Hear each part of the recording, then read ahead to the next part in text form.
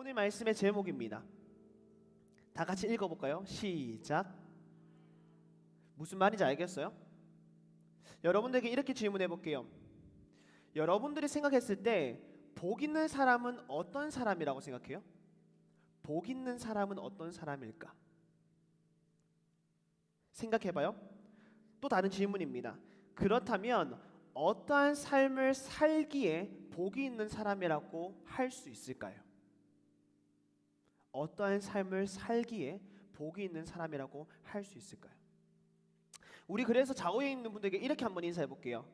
복된 하루 되세요라고 인사 한번 해볼게요. 인사합시다. 복된 하루 되세요. 복된 하루 되세요.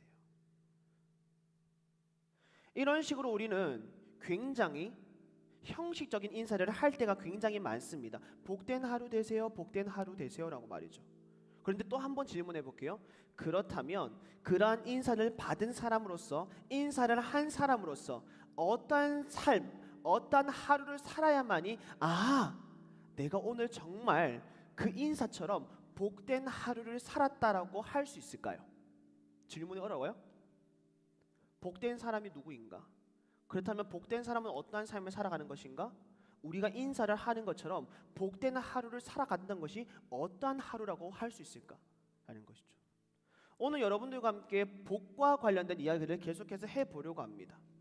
그런데 한 주간 동안 이 복이라는 한 글자를 두고 곰곰이 묵상해 봤어요. 어떠할 때 내가 복을 받았다라고 했었을까라는 것을 말이죠. 그러니 이러한 정의가 나왔습니다.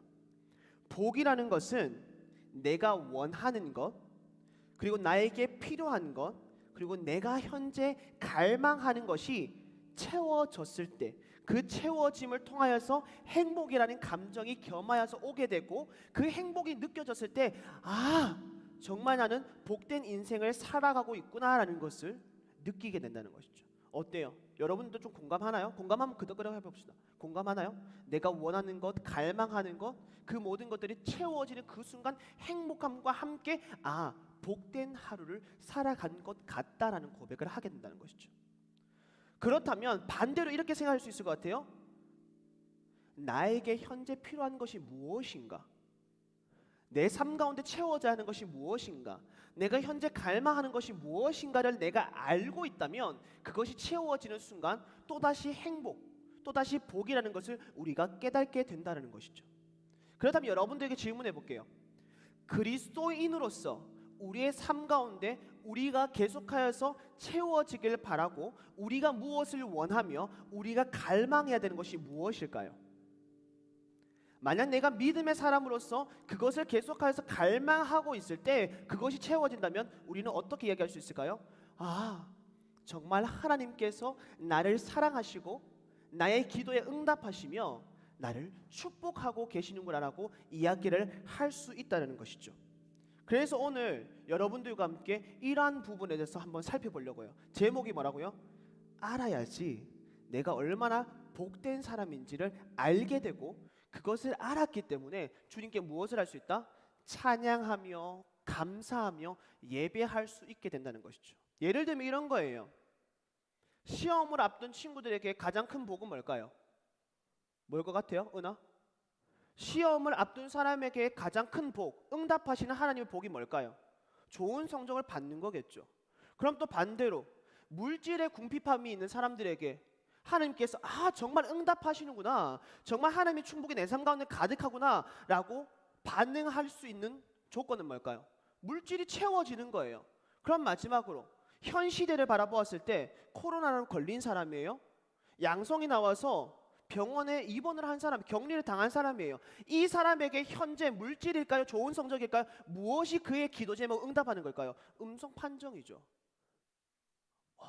이제 코로나에서 벗어날 수 있는 확진자입니다라고 그 말을 듣는 순간 정말 하나님께서 응답하셨어라는 그 복받은 사람으로서의 감사가 우리의 심령 가운데 가득하지 않겠냐라는 거예요.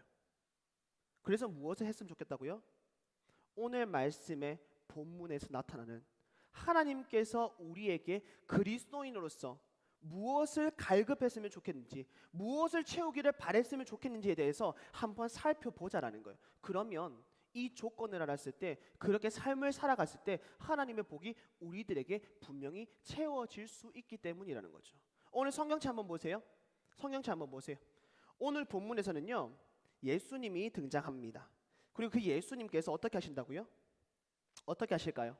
8가지의 복을 여러분들에게 알려주십니다.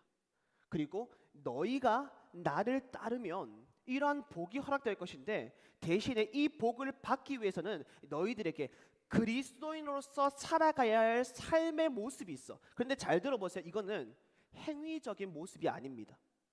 믿는 자로서 행위가 아닌 내적인 부분에 대해서 이것이 내가 원하는 삶을 살아가게 될 때, 그 내적인 삶을 살아가게 될 때 그에 따른 하나님의 축복이, 하나님만이 허락하실 수 있는 그 축복을 너희들에게 허락하겠다라고 이야기를 하고 있는 것입니다.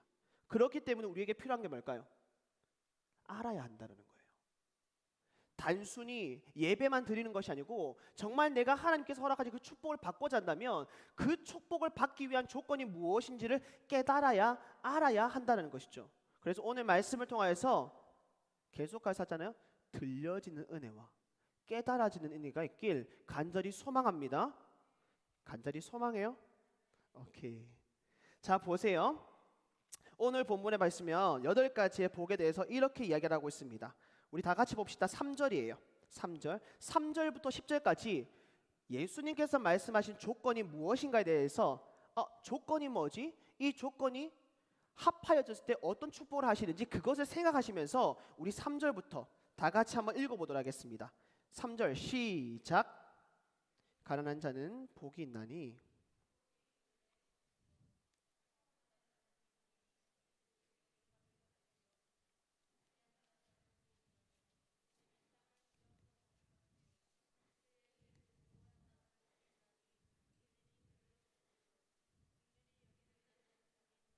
그들이 긍휼히 여김을 받을 것이며.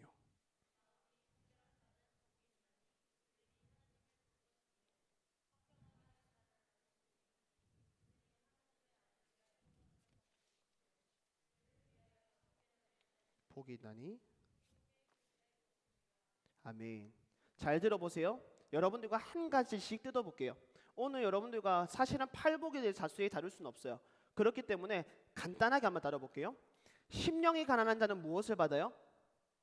이 마음은 하나님을 향한 간절한 마음이 부합하여졌을 때 무엇이 된다고요? 천국이 허락된다는 거예요. 두 번째는요, 애통하는 자는 무엇을 받는다고요?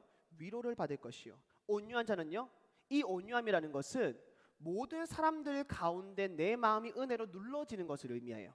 그러니 어떠한 순간에도 하나님께서 나와 함께 하신 그 은혜로 말미암아 모든 것들을 누르겠다라는 사람들에게 허락된 게 땅의 기업입니다.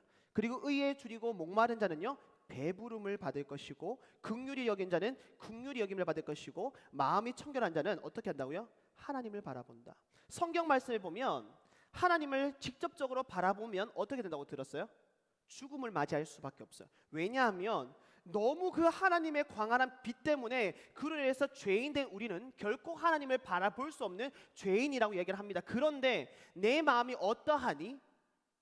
어떠한 죄도 없는 거룩함, 청결함, 깨끗함이 내 마음 가운데 가득하여졌을 때 그 순간 무엇을 볼 수 있다고요? 하나님의 은혜로 말미암아 하나님을 바라볼 수 있는 자가 된다라고 얘기를 하고 있는 겁니다. 그리고 한 가지 더, 화평하게 하는 자는 어떻게 된다고요? 하나님의 아들이라. 왜냐하면 하나님의 아들이 누구예요? 마치 예수님처럼 노하지 않으시고 분노하지 않으시고 모든 것들을 긍휼함과 사랑으로 이해할 수 있는, 마치 하나님의 아들처럼 그러한 인생을 살아가는 복된 사람이 된다고 얘기하고 있는 것이죠. 그리고 마지막이에요. 우리 10절 한번 읽어봅시다. 10절 큰 소리로 시작.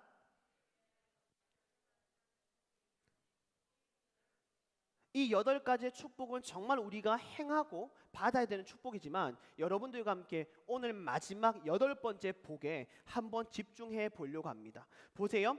천국은 시민이 복받는 조건을 무엇이라고 하고 있습니까? 의를 위하여 어떤 것을 받는 것?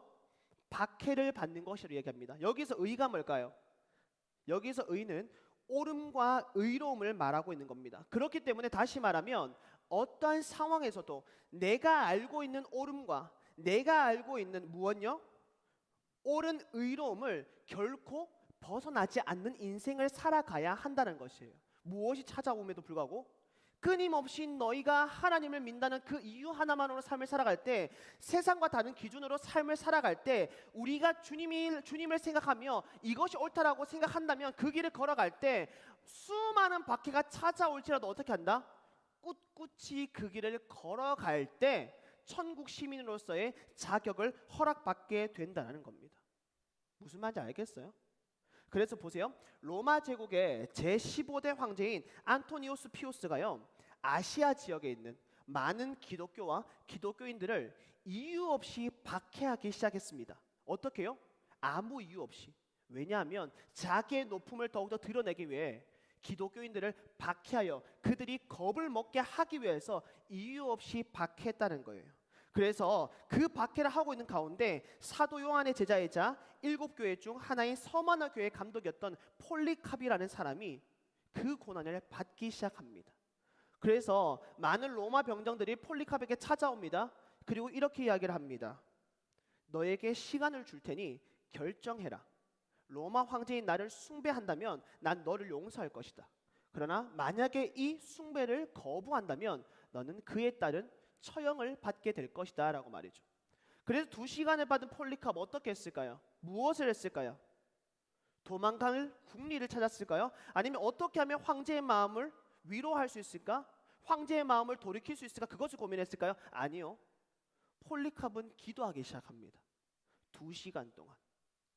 그리고 그가 내린 결정이 무엇일까요?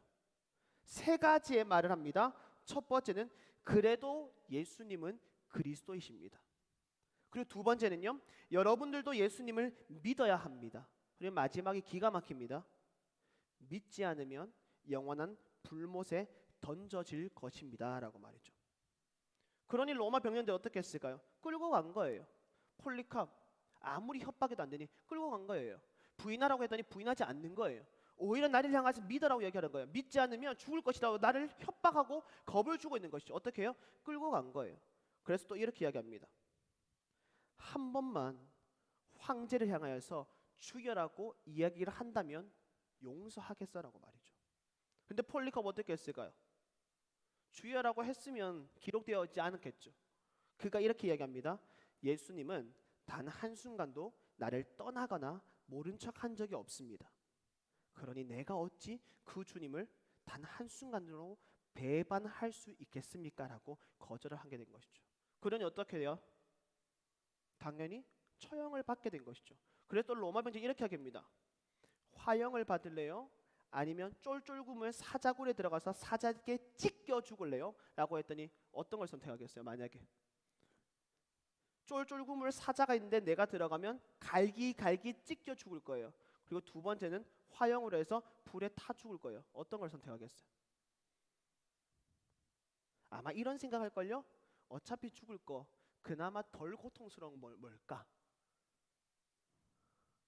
어떤 걸 받으면 그나마 덜 고통스럽게 죽을까라고 고민을 하게 될 거란 거죠. 상식적으로. 그래서 아마도 이렇게 물으면 대부분 친구들 이렇게 이야기할걸요? 불에 타 죽는 거 지속적으로 찌짐을 당하며 죽을 건데 이 죽음보다는 그저 그냥 한순간에 퀵 하고 물어뜯겨 죽는 게 낫지 않겠나 라고 말이죠. 준수야 맞아 안 맞아? 그게 낫겠지. 근데 폴리캅 어떤 걸 선택했을까? 화형을 선택한다는 거예요. 왜 그럴까요? 우리 예수님께서 우리의 죄를 사하시기 위해서 십자가에 3일 동안 십자가에 못 박혀 피를 흘리시고 끊임없이 고통을 받으신 후에 죽었는데 감히 내가 어떻게 예수님도 그렇게 고통받으며 죽으셨는데 감히 내가 어떻게 한순간에 죽음을 맞이하겠냐라는 마음을 가지고 무엇을 선택했다고요? 화형을 선택했다는 거예요. 이렇게 질문해 볼게요. 지금 폴리캅이 한 번쯤 부인하면 되고 한 번쯤 주여라고 외치면 되는데 그가 무엇 때문에 순교를 당하면서까지 이러한 것들을 고통을 받고 있는 것일까요? 아마도 강도사님이 생각하기에 폴리캅은 분명히 천국에 갔을 거예요. 그리고 이 땅에서의 고통이 아니라 이후에 천국에 갔을 때 그곳에서 누릴 수 있는 이 복을 분명히 그는 알고 있었던 사람인 것 같습니다. 그러니 어떻게 했다고요? 이 고통스러움이 자기에게 지금 이 순간의 고통은 되지만 이후에는 이 고통을 통하여서 의를 위하여 박해받은 자는 무엇이 주어진다고요? 천국이 저희들의 것이요 라는 이 소망을, 이 복을 받을 것을 알기에 그가 이 박해를 받아 감수한 것은 아닌가라고 생각하는 것이죠. 그래야 해서 이들에게 나타나는 특징이 뭔지 알아요? 이런 박해를 받음에도 불구하고 끊임없이 그 박해를 받고자 선택하는 사람들의 특징이 뭔지 알아요? 우리 11절 보세요. 11절. 이 모습이 여러분들에게 나타났으면 좋겠어요. 11절 다 같이 읽습니다. 시작. 모든 악한 말을 할 때는 너희에게 복이 있나니. 어떻게 한다고요? 여기서 나가 누구예요? 나가 누구예요? 사람이에요? 또 다른 예수님이에요? 누구예요? 예수님이죠. 예수님 얘기하는 거예요. 나를 위하여서 너희가 나 때문에 욕을 당하고 박해받고 터무니없는 악한 말을 들을지라도 끝까지 무엇을 지키면? 의, 옳음, 바름을 지킨다면 무엇이 허락된다고요? 하나님만이 줄 수 있는 신령한 복이 너희들에게 허락될 것이다라고 얘기를 하고 있는 것이죠. 그렇기 때문에 여러분들에게 나타났으면 좋겠다는 거예요. 조금 더 구별된 삶을 살아감으로 인해서 여러분의 삶 속에 믿는 자로서 박해받는 여러분들이 되었으면 좋겠다는 거예요. 그럴 때 무엇이 찾아온다고요? 그에 따른 천국 소망이 우리들에게 찾아온 줄로 믿습니다. 그렇기 때문에 우리는 이러한 삶을 살아가야 된다는 것이죠. 그리고 이러한 삶을 살아가는 사람들에게 표면적인 모습이 있어요. 그것이 뭐냐면 12절이에요. 12절. 다 같이 한번 읽어볼게요. 시작.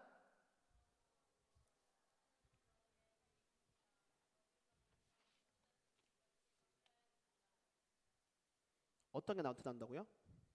오히려 박해를 받음에 슬픔과 애통, 절망 이런 게 아니고 오히려 박해받지 않는 사람의 모습처럼 찾아오는 게 있다고요. 무엇이라고요? 기뻐하고 즐거워하는 모습들이 그들의 모습 가운데 가득하다는 겁니다. 여러분들 강종금 목사님 알아요? 강종금 목사님. 이분이요. 1939년에 천원의 제일교회에서 단임 목회를 하셨던 목사님이라고 합니다. 근데 이 목사님이 신사참배를 거부하다가 어떻게 됐을까요? 혹독한 고문을 받게 되고 이 혹독한 고문을 이기지 못하여서 꽃다운 몇 살? 38살의 나이에 순교를 하게 되었다고 얘기합니다. 근데 그가 남긴 마지막 말이 굉장히 의미심장합니다. 보세요. 주님을 위해 죽을 수 있어 나는 지금도 기쁩니다 라고 말이죠. 뭐라고 했다고요? 주님을 위해 죽을 수 있어 나는 지금도 기뻐합니다 라고 얘기를 하고 있는 겁니다. 어떻게 박해를 받고 있는데 기뻐할 수 있을까요? 미쳐서요? 고통, 너무 혹독한 고통으로 인하여서 정신을 잃어서요? 아니요. 그 또한 무엇을 알고 있었던 거예요? 의를 위하여 박해받는 자는 천국이 그들의 것임을 그는 알고 있었고 지금 나에게 박해가 찾아온다 할지라도 이것을 내가 견딘다면 하늘의 복이 나에게 주어질 것이고 그 복을 받음을 우리가 알기 때문에 우리의 삶 속에서 우리의 심령 깊은 곳에서 무엇이 나온다고요? 기뻐하며 즐거움이 찾아오게 된다는 것입니다. 그러니 여러분들이 마음은 어려울 수 있어요. 교회를 다닌다는 이유 하나만으로 만약에 친구들에게 어이없는 욕을 듣는다면 마음이 상할 수는 있어요. 그렇지만 우리가 그때마다 어떤 걸 생각해야 돼요? 천국을 소망해야 된다는 거예요. 아, 그렇지만 나는 이것을 지킬 거야. 이것을 지킴으로써 이 조건이 나에게 부합함으로써 하나님께서 우리에게 허락하시는 천국의 복이 있다는 것을 우리는 알기에 이 박해를 받음에도 불구하고 즐거워하며 기뻐할 거야 라고 얘기를 하는 거죠. 그러니 보세요. 짐 엘리엇 선교사님께서 이렇게 얘기하는 거예요. 영원한 것을 얻기 위해 영원한 것을 버린 자는 절대 어리석은 자가 아니다라고 얘기하는 거죠. 무슨 말이에요? 이 땅에서 우리가 누릴 수 있는 그 기쁨과 즐거움은 어느 때가 되면 일순간 즐거움이 아닌 것으로 바뀌어지게 된다는 것이죠. 쉽게 말하면 내가 이 땅 가운데서 누리는 이 즐거움은 결코 영원할 수가 없다라는 거예요. 그렇기 때문에 이 땅 가운데서는 조금 즐겁지 않을지라도 언제를 위하여서 이후 을을 위하여 박해받는 자는 천국의 소망이 선물로 받아들이는 이후의 삶 속에서 영원한 것 잃어버리지 않는 그때의 그 기쁨과 즐거움을 위하여서 지금 이 순간 내가 박해를 받아 고통스러울지라도 이것을 감수하고 감내하며 끝까지 내 의를 지키는 것이 이때의 누림보다 오히려 더 어리석지 않는 인생이라고 할 수 있다는 거죠. 이해됐어요? 이해되면 꺼내봐요. 이해됐어요? 그렇기 때문에 우리가 이 땅 가운데 삶을 살아갈 때 지금 나에게 기쁨이 되고 즐거움이 되고 내가 붙들고 있는 그 쾌락적인 것들을 어떻게 해야 돼요? 주님 앞에서 판단해보고 이것이 옳지 않다면 과감하게 끊어낼 수 있는 결단이 우리의 삶 가운데 나타나야 한다는 것이죠. 그래서 이 결단을 통하여서 나에게 갑작스러운 박해나 어려움과 외로움이 찾아올지라도 이 짧은 인생에서 영원하지 못하는 것을 붙들려 하지 않고 이후에 이를 통하여서 나에게 영원한 것이라는 것을 믿는 믿음으로 즐거워하며 기뻐하며 삶을 살아가야 한다는 것입니다. 그게 누구의 삶이라고요? 복 있는 자의 삶이고 이것을 알고 있는 그리스도인의 삶의 모습이라고 할 수 있다는 겁니다. 말씀을 마칠게요. 예수님은 지금 제자들에게 8가지의 복을 가르칩니다. 이 8가지의 복이 어떤 복이에요? 천국 백성들이 복 받을 수 있는 조건과 그에 합당한 복을 이야기하고 있는 거예요. 어떤 존재들이요? 세상의 존재들이 아니에요. 그리스도인들, 하나님을 믿고 따르는 사람들, 따르고자 하는 사람들에게 말하고 있는 거예요. 너희가 만일 나를 따르려고 한다면 내가 너희들에게 줄 수 있는 복이 있는데 이 복에 마땅한 삶을 살아간다면 너희들은 복을 받을 거야. 그러니 어떤 복을 그리고 어떤 복을 받을 조건을 너희가 알았으면 좋겠어 라고 얘기를 하고 있는 것이죠. 이유 없이 박해받았던 폴리캅 그리고 신사참배를 거부한 첫순교자 김종근 목사님, 아마도 그는 이 땅 가운데서는 참 어려운 시간들을 보내고 박해 시간들을 보냈지만 분명히 그들은 천국 소망을 알아갔던 것 같아요. 그래서 어떻게든 지켜내려고 노력했던 것 같아요. 근데 그와 함께 우리들의 삶을 한번 점검해 봤으면 좋겠어요. 정말 나에게 찾아오는 그 하나님 때문에 받는 그 박해를 우리가 마땅히 받고자 하며 그것이 나에게 찾아왔을 때 나는 정말 기뻐하고 있는가? 정말 그것이 나에게 찾아왔을 때 나는 그것을 받음에 오히려 하나님을 원망하지 않고 하나님, 주님 때문에 박해받음이 즐거움이자 기쁨입니다 라는 것을 우리가 고백하고 있는가 말이죠. 우리 그런 인생 살아갈 수 있겠죠? 어때요?